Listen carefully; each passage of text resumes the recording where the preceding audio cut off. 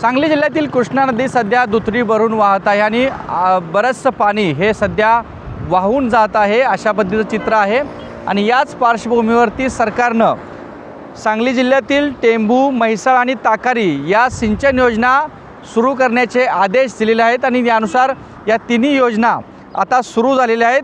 पुराचं खास करून कृष्णा नदीचं हे जे वाहून जाणारं पाणी आहे हे साधारणतः सांगली जिल्ह्यातील जत, कवटेमंकाळ, मिरज, तासगाव, खानापूर, आटपाडी आणि दुसरीकडे सांगोला आणि मंगळवेढा या तालुक्यांना वाहून जाणारं कृष्णा नदीचं पाणी या ठिकाणी या सिंचन योजनेच्या माध्यमातून मिळणार आहे। आणि त्यामुळंच या सिंचन योजना आता या सगळ्या नद्यांची वाढलेली पाण्याची पातळी, वाहून जाणारं पाणी लक्षात घेऊन सुरू केलेल्या आहेत। या योजना सुरू करण्यासाठी जी अडचण होती ती जवळपास जी थकीत वीज बिल होतं या योजनांचं जवळपास 10 कोटीचं वीज बिल होतं।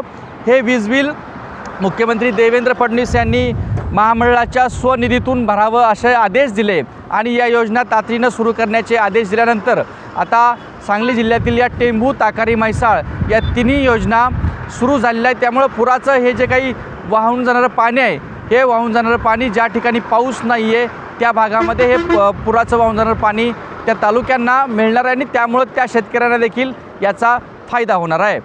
कॅमेरा पर्सन योगेश सोबत कुलदीप माने, एबीपी माझा, सांगली। एबीपी माझा, उघडा डोळे बघा नीट।